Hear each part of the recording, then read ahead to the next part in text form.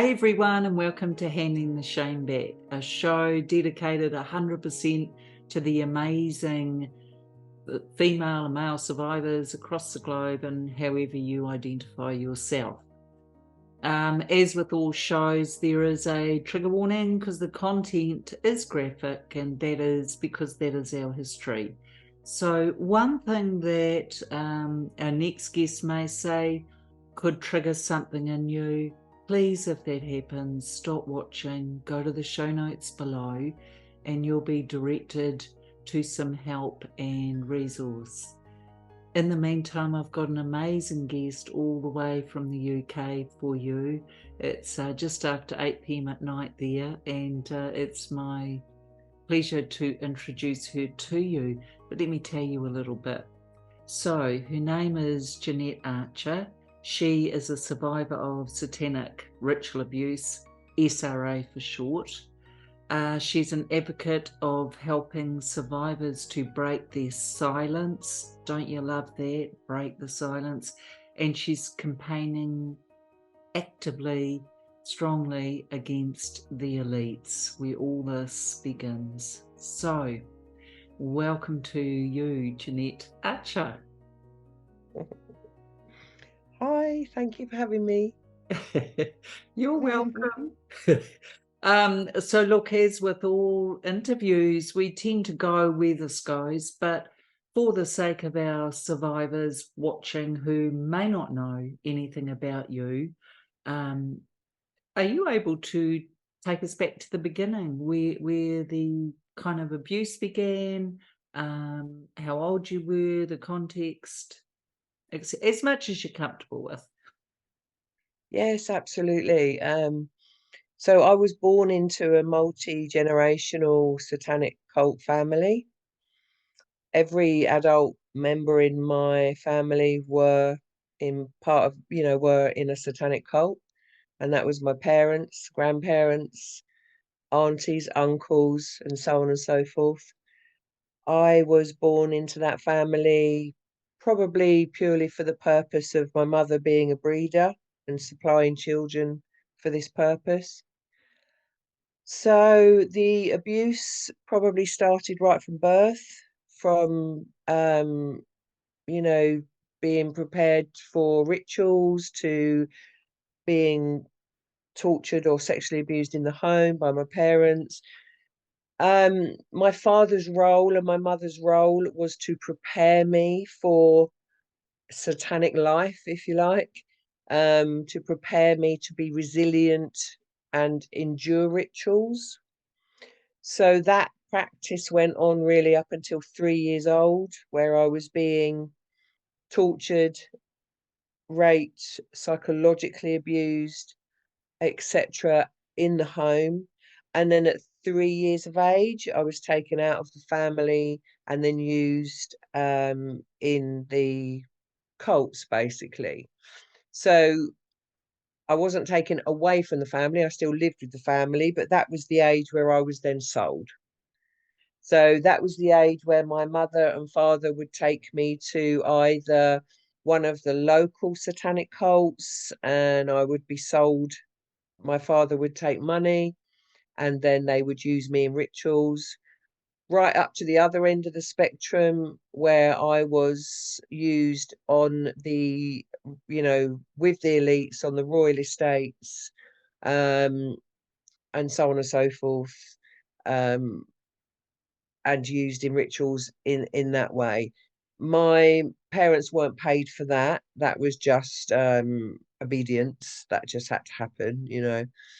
My grandfather was connected to the royal estates. How, I don't know, because we just came from very poor background. But he ran for them, or there was a farm which was on a royal estate, and he ran that farm, my grandfather. So one way or another, again, I haven't pieced everything together, but they clearly realized that I had the same bloodline as the satanic elites, and I was born with certain abilities, so I was taken immediately, really, as soon as possible, I suppose, into the elite side. So I had two sides going on. I had the elite side where I was trafficked to all sorts of royal estates and castles. And then I had the very sort of poorer side of the background where my parents made money out of me by selling me into the lower levels satanic cults. And that was my life, really. That was my whole childhood. Flippin' heck. How, well, much love to you, Jeanette. That's the darkness of that. And, oh, I'm just breathing into it with you. How did you, as a little one, manage to find any sort of hope, or was that just not available to you?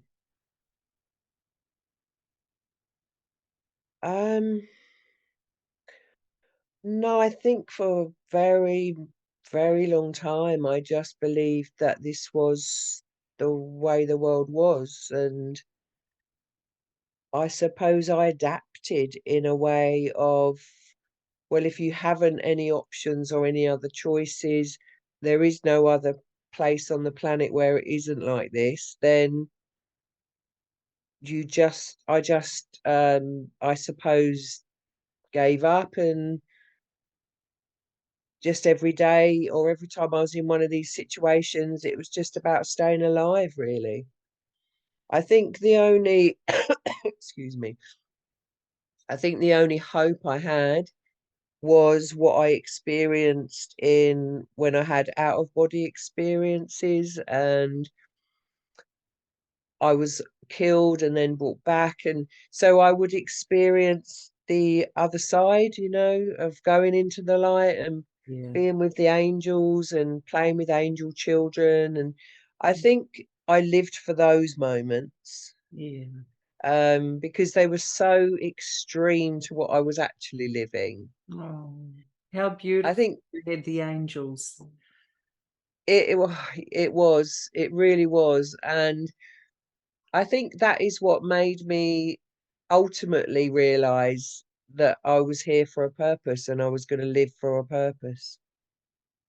That's so powerful, and we will get to the amazing work you do now for other satanic ritual abuse survivors. So thank you for that. I guess the power of your little spirit, the power of you, you were meant to be here. You were meant Mm. to survive all of that. Did you have any type of kindness from any adult in your life growing up in that cult family? No, none whatsoever. I think I think there were moments when my mum was normal, for want of a better word, but I believe now, learning what I've learned, that my mother was DID'd anyway. And I think she was also made to play that role of rescuer. So she would do the whole thing of reeling me in, being kind and caring. And then, boom, she'd change. And then she would be the wickedest and wickedest of person, ever. So that sort of fragmentation of my mind in the early days really come from my mother. So maybe just in those moments, that was the kindness that I experienced. But obviously, looking back, I know that that wasn't real either, you know. So, It, no, the answer to that is no, no, and no. and we know that what can happen is, I don't know if this was the case for you, but certainly for me, any kindness I would grab onto, but because I couldn't trust it, in some ways it felt even more damaging, because I Mm, would trust, get sucked in, enjoy the second or minute or hour, and then know that it would all switch. How did you Yeah. manage that aspect of it? Because that's just psychological abuse. Mm. Mm, It is psychological abuse at its finest, really. And yeah, I don't think I ever learned to manage it. I think I just went through life getting caught out time again, over and over and over, just repeatedly getting hurt. yeah, And then you take that into your young adult life, and the people that you attract into your world, and dysfunctional relationships. And I think until I started my healing journey, that aspect of my life was there all the time.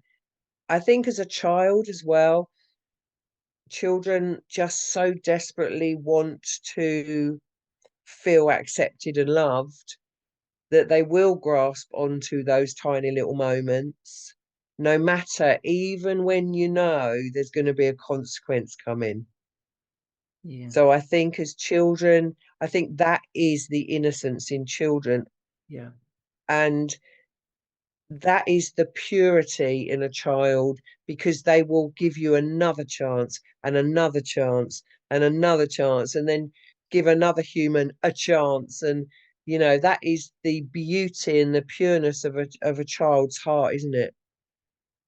And I No just, matter how fearful we are. you're 100% right. I think we just have such innate trust and hope, don't we? Because to us as littlies and small children, our parents are God. I mean, what they say and how they behave dictates our whole world. So we're going to be gullible and we're going to be trusting. And I think part of the innocence that gets taken away or can be destroyed is when that last vestige goes. Um, Yes. so I guess I'm wondering with you, was there a point in your childhood or early adolescence when that was it? There was just a knowing for you that I can't trust any of them. I think I just knew that from a very, very early age. I think I knew that, but my behavior may not have reflected that. Yeah, So, mentally, intellectually, as a child, I knew my world was full of terror and monsters and people that would just hurt me, at the drop of a hat. But I don't think I could still switch off that heart of a child that wanted to keep trying to latch on. Um, I remember I had an uncle who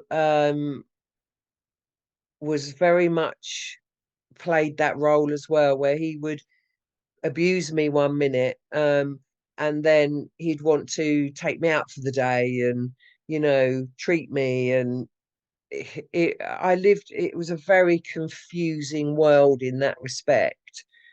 But ultimately, I just knew that everybody was bad. yeah. And of course, when we think about it, there is no choice because you have to have a semblance of trust because this is your survival. You cannot survive as a child without adults. That just doesn't happen. Mm, So exactly. I kind of get it, and I love that you've said, not love it for your sake or the beautiful survivors watching, but I love that you've said confusing because so much of this abuse is based in just such a shock, confusing Yeah, um, yeah. a state. How did you cope at school? Did you notice anything? If you, as you look back now, of course, we know everything now, don't we? But as you look back at your school days now, Jeanette, how did you? But what were you like at school? I think in primary school, so the younger years, I was just the epitome really of the terrified child, very quiet, withdrawn, traumatized 24/7. Um, it's probably so silent I wasn't noticed. Ah, That's what I imagine, you yes, know. yes, Um, Nowadays, I would probably be under the radar in a second, you know, with how traumatized and obvious it would be, you know. Um, so that was sort of primary school. As I sort of progressed to secondary school, so that's the older years, that's sort of like 11 to 16, I adapted a persona. And I think this is where more of my MK side then was at play, you know, because what I was taught also from a very young age was to be the master of disguise in a way of nobody must ever know what's happening to me in the outside world. So I learned to cover up my pain. I learned to feel, for example, excruciating pain and never ever make a sound, you know. So I became a master of disguise, and that just evolved as I got older and went into my teenage years. And I just developed this persona. I would watch other people, like other children, that I knew come from homes that were normal, again, for want of a better word. But you know, they had a mum and dad, or they had a loving mum, or they used to go home and their mum was there and they'd have their dinner made, and you know, all those sorts of things. They would come in clean school uniform, and I was very observant about everybody, how different they were to me. And I just started thinking, okay, well, that's clearly something that's very acceptable. I'll be like that person, that bit of that person, and that bit of that person. And I think I just built this kind of character yeah, that could survive and have as best a time as possible in school years. yes, But when it come to the sort of academic side and classrooms and things like that, I had zero concentration level. I could never concentrate. I was again traumatized 24/7. Um, so I didn't have any capacity to take in information. I'm lucky in the way that I'm highly intelligent, which is another reason why they used me on the MK programming side of things, you know. So for me, it was an advantage in the way that I didn't have to listen much in school in order to get some kind of results, you know. And I learned so much. I'm very self-taught with so much as well, because I have put my own intelligence to good use. But I mean, school for me was just one disaster after another, really. But yeah. I just created a persona to cope. So there's a couple of things around that, and it's really interesting listening to you because, well, there's such synergy. But just before we go on, for some of our amazing survivors watching this, they won't know what MK is. Are you able to Yeah, give us a quick description, please? yeah. So MK Ultra program is a mind control program. So they take children that they know have certain abilities, and through the use of torture, I was made to grow those abilities, and then they use children like myself to train to be assassins or spies, super soldiers, and do their dirty work basically. Yeah. In the UK here, there's a place called the Tavistock.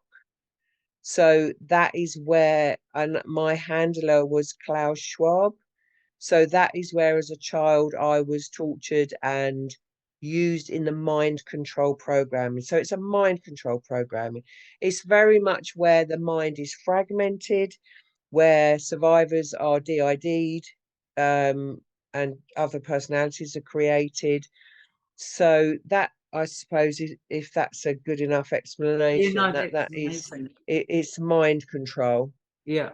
And I'm interested, thank you for that. So that will help clarify. The other thing is, of course, creating or developing that false or that persona. It's interesting, and you'll relate, Jeanette. So what I did, I liken it to putting on a mask. So I was this false self. And Mm, and then of course what happened is no one could then touch or impact the real me. So that's how I got through adolescence. So as you're talking, I'm thinking I completely understand. And full credit to us, because our minds are always taking us to healing and optimum health. So yes. for you to be able to develop that is, thank heavens, because Mm, had you not, the world would have felt too much. As you moved forward through your adolescent years, I imagine you were still living with your mum and dad. Are you able to tell us at what point, how those, I guess, teenage years were for you when you were this persona? mm. Um, I think what happened was, from a very young age, I think from about 13, I started drinking alcohol. So that was a coping technique that I discovered very quickly. Yes. So by this point, my mum was with what I'd say paedophile number three. So she left my dad, the Satanist side, when I was about 9, and she moved us in with another man who she gave me to. Um, as you know, as we moved into the house, and then that marriage broke down, and then she went with another paedophile. So by that time, I think with paedophile number three, I'd left home. But with the second one, I mean, I was completely unconscious at this point about what had happened to me. So I had just shut down every single memory. There was one last incident that happened, um, young teens, I think around 13. I was gang raped, and in school actually, by a group of older young men that had come in, and I was gang raped. And then after that, I hid in a little cupboard. I have no idea how much time passed, how long I was in this cupboard for. But I remember when I left that cupboard, I'd gone into complete amnesia. That was it. That was the breaking point. Every memory had gone. Yeah. And that remained for 15 years in that way. Wow. So through my teens, even though I couldn't remember anything that had happened, and bearing in mind, I was still being used by them, I was still being used really till I was about 21.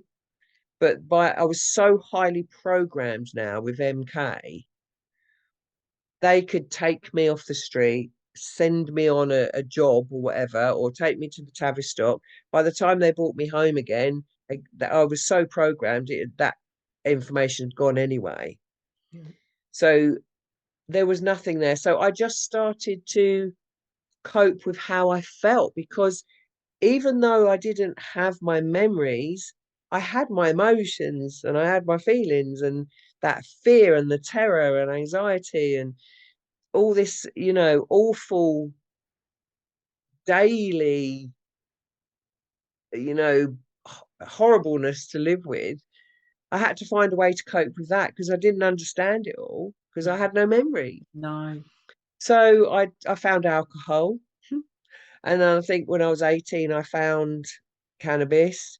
And then I was very hyperactive. I was always out, clubbing, pubbing, sexual attention, all of the above, till well into my 20s, really. And then I I was lucky. I say lucky. This is me, the eternal optimist. But I always try and find the a Oh, positive in something. But the fact that as a child, I'd always been given class A drugs, so I was being injected with heroin as a very young child, and so on and so forth. I didn't want to know that through my teens, so I avoided all real heavy drugs, like heroin and yeah. crack cocaine and all that sort of thing. So I tampered with a few sort of party drugs, but other than that, I didn't get into anything. And I think that saved me from full on addiction in my life. It's And so gosh, interesting you're saying that. I can 100% relate, because that was exactly me. I was so terrified of drugs, I couldn't yeah, touch those heavy ones yeah, because of all of the heavy narcotic mm, abuse during my younger and teenage years. So, Jeanette, well, the fact that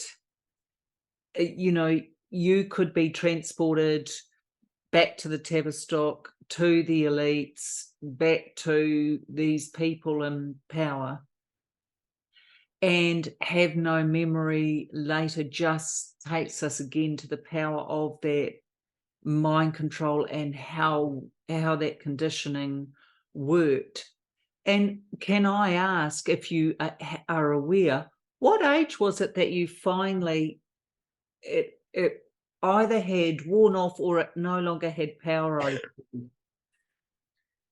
oh, what, the MK programming? Yeah, and the fact that they weren't transporting you anymore. How did that sort of end, if you're able So to? from what I've pieced together, I think it ended 21, 22.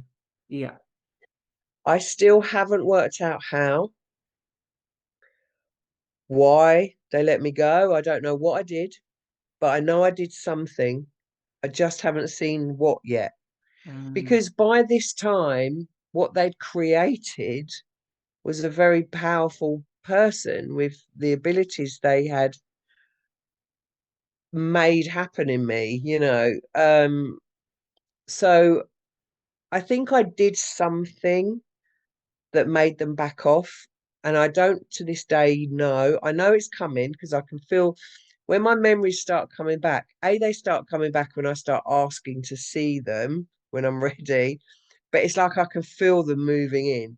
So I probably will know that at some point soon. But I'm very new on the journey at the moment of unraveling just how far things went on the MK side. yeah. So I'm trying not to do too much too soon. No. So, but I do know it was around 21, 22, but I don't know why yet. But then what happened at age 28, I was going to commit suicide. And that is also mind control programming because we're programmed to commit suicide at 28. We're actually programmed to commit suicide when our memories come back at 28.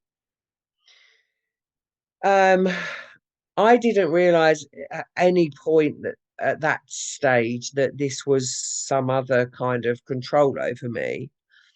I had had another broken relationship where there was deceit involved, and I had no way of managing that. Deceit for me was just felt like death. Being deceived again. Yes. Um, and I remember I was sat in the bath and I had my suicide plan in place. I'd had that in place for years. That's actually what probably kept me alive, I say. But I remember just looking up and saying, right, I'm going to leave tomorrow, I'm going to come home because I know what's there.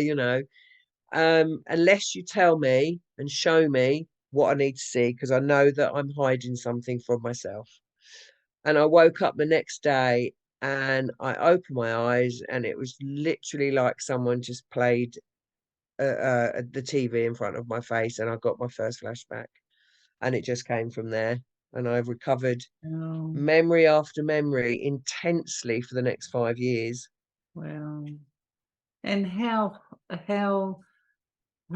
horrendous and powerful those memories would have been, because they take you right back to the feeling you had as a child and as a teenager. So for survivors watching, we know that when recall happens, don't expect too much of your lovely selves. You know, this is the time for the biggest self-compassion and self-love ever. And Jeanette, you know, man, you've had to endure so much. And the programming that you're talking about in the age of 28, you kind of wonder what twit came up with 28. I mean, we've got to kind of laugh at the ridiculousness of these people that decide this rubbish. I'm not trying to minimize at all what you went through, but really in my head I'm thinking, what? Why 20, idiots? So, you have much to share with the world, and I know that you have, and it's such an honor to meet with you and talk to you. Yeah, you've helped many, many of us across the world actually who struggled to come to terms with what this satanic ritual abuse actually was.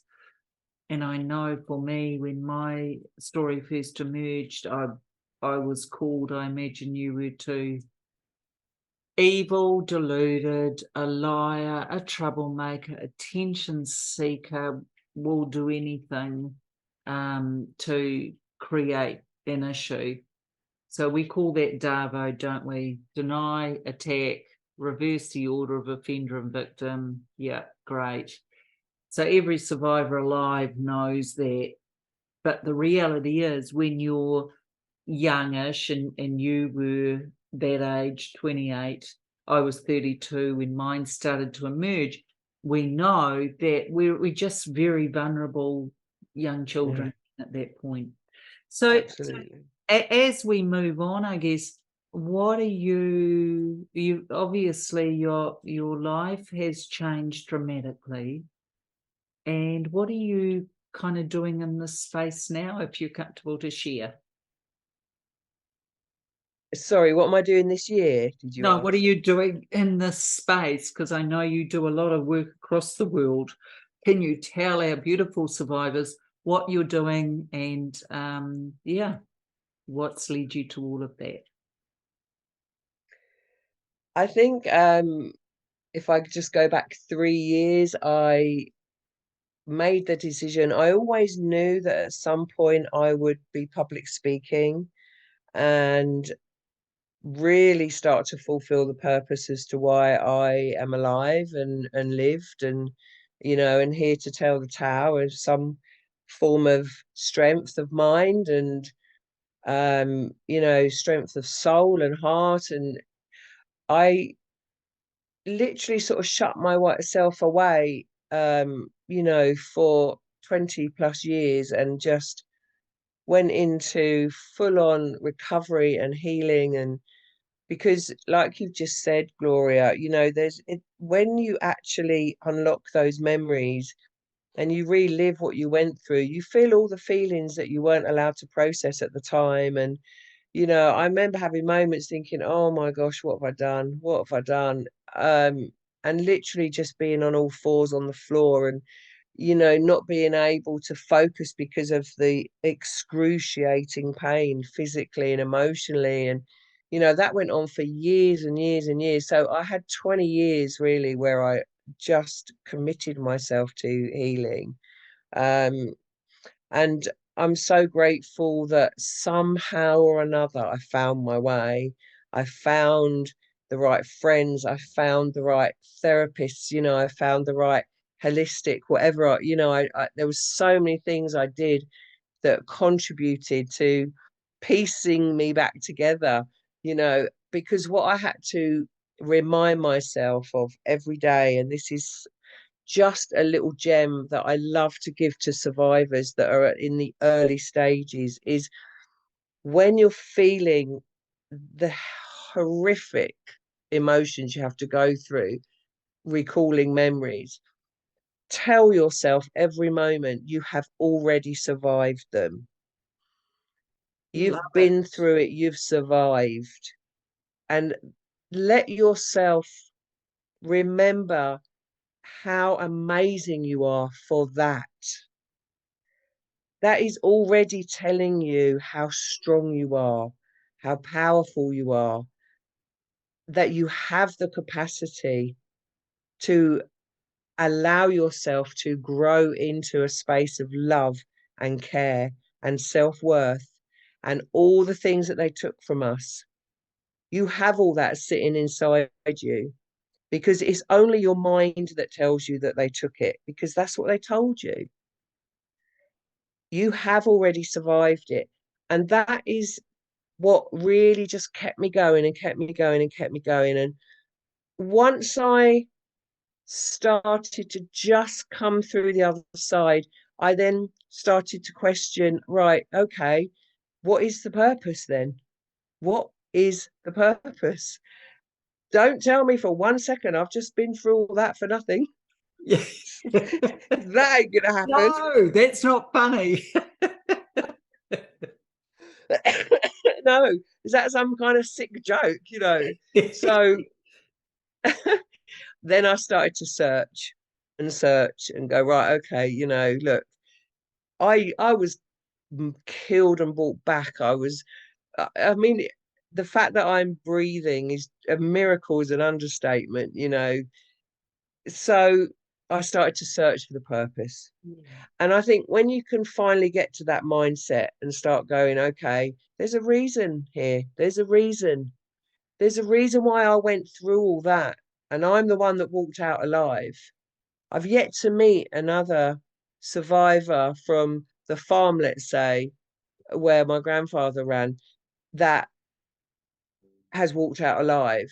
My own sister was murdered on that farm. So I had to just start looking at the enormity of the reasoning behind all this.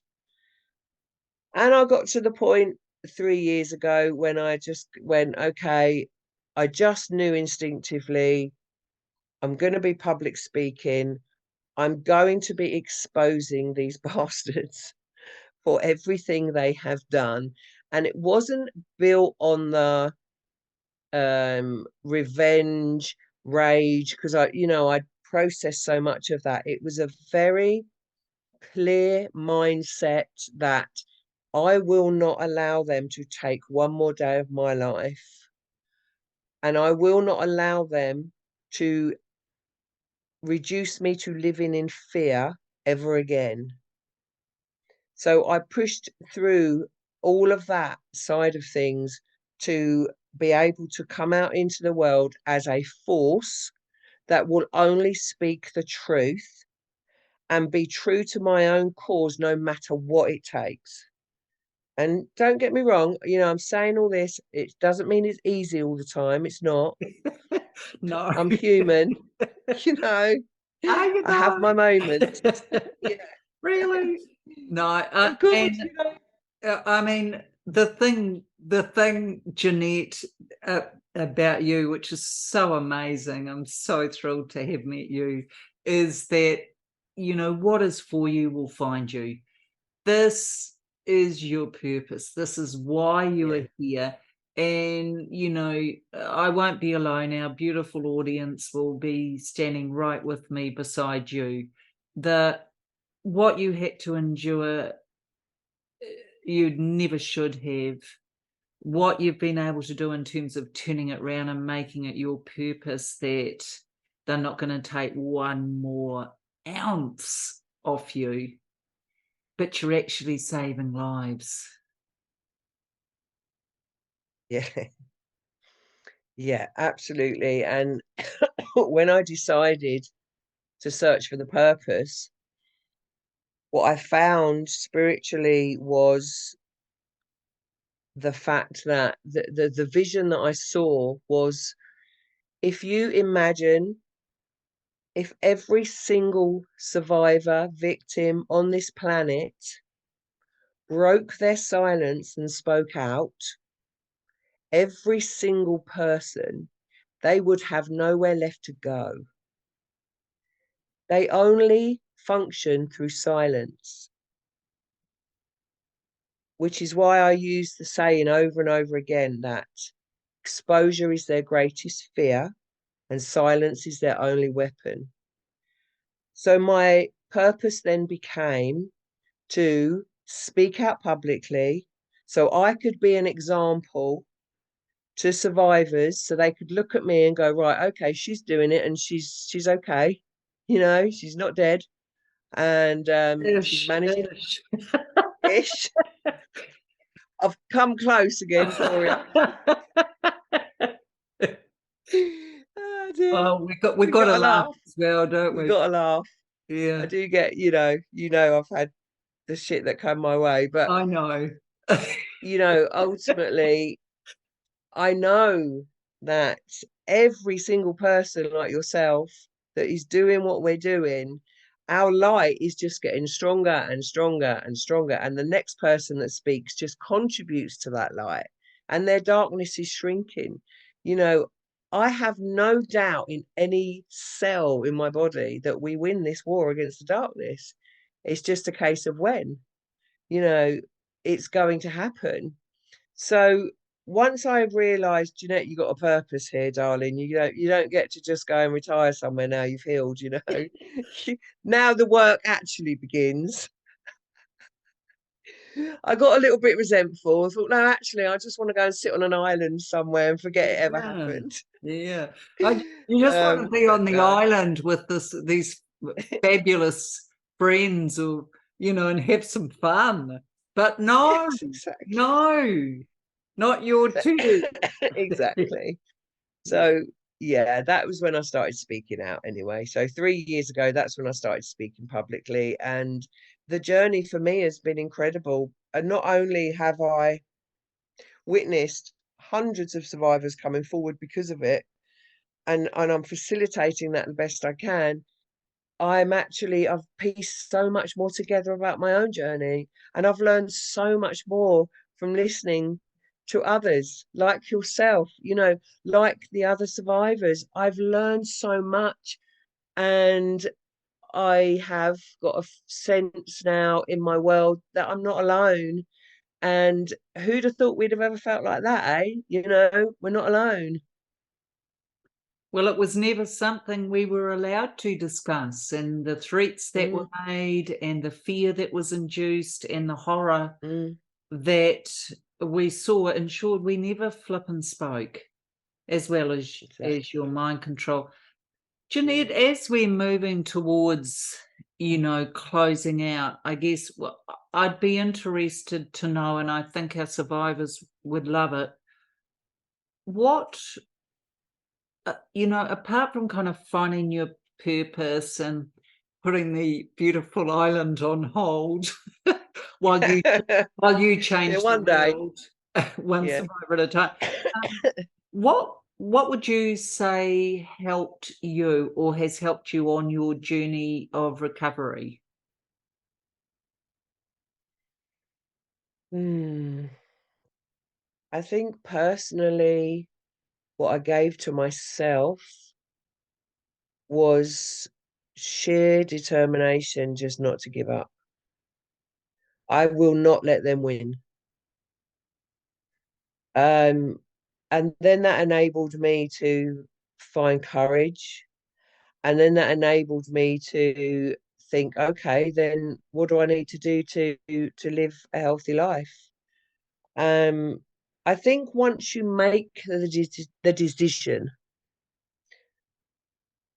the doing becomes easy, but not in the way of easy, but in it becomes more simplistic. Once you decide you're going to take that step, then you have a whole array of choices in front of you that you can make for yourself. But the first and biggest battle is deciding that that's what you want. Do you want to survive? Do you want to experience life as you've never known it at the hands of these abusers? So I think I gave that to myself, and then that enabled me to start to grow and learn about self-love and self-care, Yeah. and to guide myself in a loving way that nobody ever else did. And I think once you start doing that for yourself, the right people come in. Because we only attract into our world what we believe we deserve. Because if we believe we deserve less, we will get somebody that comes in that treats us in that way so we can grow. So the more you allow yourself to do it for yourself, will bring in the right people. And then that love in your world expands. You know, I love that saying of when the student's ready, the teacher appears. Yes. I love that. And that's how it has to happen. Yeah. Um, What advice would you give so our survivors watching? What advice would you give them? We'll have some newly outed survivors who tune in and watch this. There's lots of pearls of wisdom lying within Jeanette Archer, as we know. But what advice, if I said to you, what are three core things? You've already given so much, but what simple tips would you give to survivors that are struggling with their memories and their triggers? And yeah. take it easy. Take it easy. Drop the expectations. Take the pressure off yourself. I think as survivors, we always have felt like we had to live up to something to please other people. Yeah. So we're pretty tough taskmasters on ourselves, you know. Take it easy. The other thing that I'd say is always it's in your own time. Do not allow anybody to tell you how you should do things. Don't allow anybody to tell you how you should think or feel, or what's real or what isn't real. So trust yourself completely. And thirdly, when you have those days where you're just not being very kind to yourself, because the other thing is that we were never ever allowed to develop self-love and self-worth. Think about the person in the world that you love the most. It might be your child, your daughter, your son. It might be a best friend or whatever. Think about that person that you love the most, and then imagine loving yourself in the exact same way, Oh, I because love you deserve that. that. Oh, Mm. that's beautiful. That's reflection, isn't it? That's Yes. mirroring. So when you realize you deserve that whole amount of love as the how you feel about that person that you love most in the world, boy oh boy, your life's going to change. That's so There's beautiful. my 3 tips. Oh, go you. Hey, look, just as we're needing to close, so anything apart from goodbye from you, Jeanette, before we close out today? Anything else you'd like to What add? I'd like to do, if it's okay, just spend a minute letting your beautiful people know what we're doing this year with the conference. Yes. So we've spent 3 years of, when I say we, I'm talking about my team as well, because I've got amazing people helping me. So we've spent 3 years doing protests on the street, as people have seen, Windsor Castle and the Rothschilds and so on and so forth. So we've exposed them on their doorsteps, and we've done so many things now. But what I've come to decide that I wanted to do next was put a conference together, and Satanic Ritual Abuse International Conference. It's never been done before. We're going to collate all the evidence, all the information about how everyone's speaking out, all the incredible survivors like us in the world, and all the professionals now that understand what's going on in the institutions. So my little motto behind this conference is, by the time we're done, the existence of SRA will be left undeniable. And this will be a package that we're going to put together. We're going to live stream it all around the world. And obviously, if you're here in the UK, you can buy tickets and come. We've actually got people flying in from Australia and all sorts of countries. So no pressure, Jeanette, but you know, this is going to happen. So that's the plan, July the 16th. So if you want to support that, please just follow us on the SRA page on Facebook, and support us in any way you can, because this will get SRA on the map now, you know, in a way that's never been done before. And it'll put a package together. So if, Gloria, you wanted to do something similar in New Zealand, I could say, right, there's the package, go for it, you know, do it. And so yeah, that's the plans this year. So I'm very excited. And yeah, fingers crossed I can pull it off. Oh, fantastic. Hey, thank you so much, Jeanette. Really powerful. Please stay right there. Hey, beautiful survivors. We love you. You're amazing. You know just what you've come through and where you are today. Please honour yourself. What I love about what Jeanette said, you know, that self-love and self-care is so important, and it wasn't available to us and you because we were treated the way we were and we were abused so badly. So even if out of today you take one action, which might be to put yourself first for some of today, that would be such a gift, I know, for Jeanette and for myself. In the meantime, one thing I really want you to know, and I felt this strongly, Jeanette mentioned, you've already survived this. The recall is the recall. You've already come through it, so congratulations. And finally, as always, I see you, I stand beside you, and I believe you.